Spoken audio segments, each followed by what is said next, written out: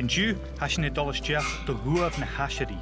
A ha mar fart de lìonraidhean uamhan a ha dal dóin sias fa uach na talafin. Cy yw 6 metr I gach áte na chachca mór an gönne. This is a tricky climb and there's not many footholds, so you'll need to take a bit of care. It's about 4 metre climb down. When you get to the bottom, you'll be in a narrow passage, and I'll give you more briefing when we get there of what to expect. Sorry, Nisha. Fenjisha gal stay go cearchan-uamha. Ha did a bheith cín catchable sin an-dràsta. A cha tóbi gint go go tunnel adol. Da rát as a seo suasach nach agus sias cuideachadh. Agus a coid go má teann. Mi'n dodys nach dy gich mi cys sa fath in y dŵ. So where I am here, Yep. there's a step down of about a metre or so. It's worth, if you can get arranged so you can be down feet first into there. Okay.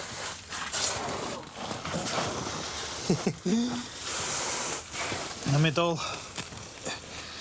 Lym chasen yr hosiach o'n ym sio. Next bit looks intimidating. You're going underneath a bit of a slab. So siar si just sgelp yn y hio. Hiw. Ik. Môr as mi hiwn. Agus hasinia. Wel, pa tobi'r ffalaf yn dorch at ys, fan sgelp a sio. Si mag am sa lentin. That's a gay. A sio gyda'r crachti. Ach yma.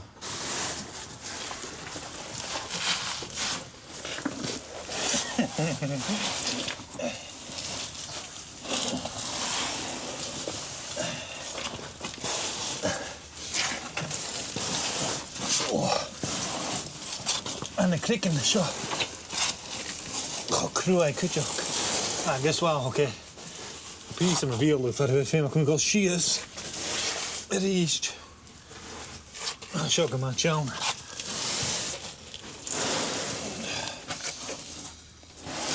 Doing really well.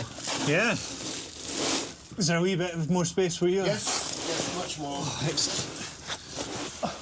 What you've got is, we've got this hard rock underneath, hard rock up top, and then there's a few million years of where this shoaly stuff that just falls apart and washes away. Yeah. I mean, this should all in my chas and hosiach Oh. Agus gaan echt mi camel mi dal. Nach geforst nog. Ha tobi na wiel. In aachik.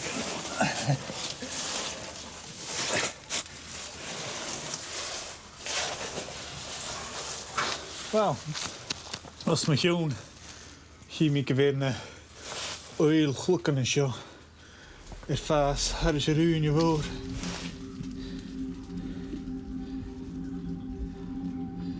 Just be careful what you touch. Some formations are delicate and, some rocks might be unstable, so don't just grab onto something without checking it first. Always have an eye for your safety as we go through. So what's ahead of us, Toby? A wee tighter crawl, is it? Yeah, just for about 5 metres or so, where you'll be a bit more flat out. Okay. So peace come out down. Ed my wheel on show. I'm making 50k. Much for me. Elia shear 6.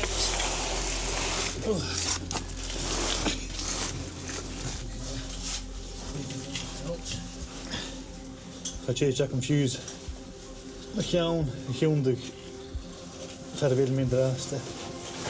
Ik zie me uitschrik. Geen maar. Wie je een kusmuntje net verder wil zijn draaste. Zo'n schaar jullie wie. Galesteiner den haig. Ja, die hier vast gaan. Een tischkijk is een krikken. Gus fern kunnen priefjammerchen aan een uamh na haisirí, steeg na huavetteren aardig agus rapen saveltjoch, gus een feishin sias, agus een skuttermiche bullach, gus een feishin amach riest. Als je niet aan de schaam hebt, pies na smoor, als je niet gierig, Aster, gaan niet meer joch stochen keukenmeter, stochen nog heel gevaarlijk, het durven weer van Talamh ach. Als je een zomer een smoe, dan is chemie voor de wereld. Eilglakken, dan is glach eilshoer, kumien, groeige erballen. Get wat schauen, dus een pisho rukshin. Dat vaak een beetje een surse, dus fashion is je, dus vet je met gloes, het is een vat met jaar.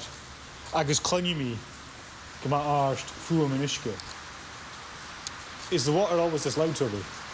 Yes. Okay. So what we've got here is a stream, and it was that noise of the stream that really spurred us on when we could hear that we were near to it, but we couldn't yet see it. However, if we go down into it here, you can go upstream for maybe 100 metres or so, but today's a wet day and it just wouldn't be safe to go there today. Downstream goes a short distance but ends in a boulder choke. What we're going to do is we're going to go over the boulder choke and meet the stream on the other side where it comes out. And to do that, we've got to go through that small hole there.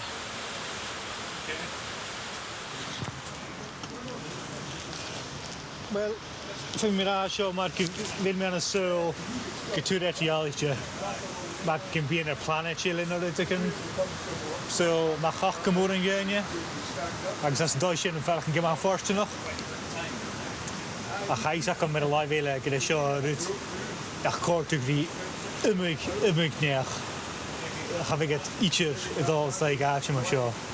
Ac as sy'n gyn nhw, stoch e. Nes dŵl yn eich ach. An y doi, nes son eich bwylwch am ysmynsion. Ac fi'n mi atrych, a ni'n mag o smynsion cysmien gachatio. Charlem, gyrwch o fi smynsion mi'n gyrwch am i gyrnu ec yn awm. Sfeith mi'n smynsion mi'n yn uaf J-Live agos sy'n siarad am eich iawn. Sa sy'n dych mae'r grisyn y cosioch on yn alt a cha sy'n Fon Talamh. En daar zo vat in de schaar naar van mijn duur, stoch in de zakje naar van mijn duur. Het durft tukje in het kavilsje van Talamh, het kulne Talamh met de bega. Haar vader waren gerecht in de waar, misschien zuurlijk uit, met staan in de stad. Het is hier, voor de vision draasta, haar piesen van lussen, hoe is er vallen? Zo schön de Gàidhlig, met haar tor is gaan, haar tuurlaan. Wegen usketjen, zoals ge mulloch na hoeven, mulloch tunnel na sjo. Karik lochs mensen mee en de foto sjo die laan uske. Ga weer tot je een vaske morgen.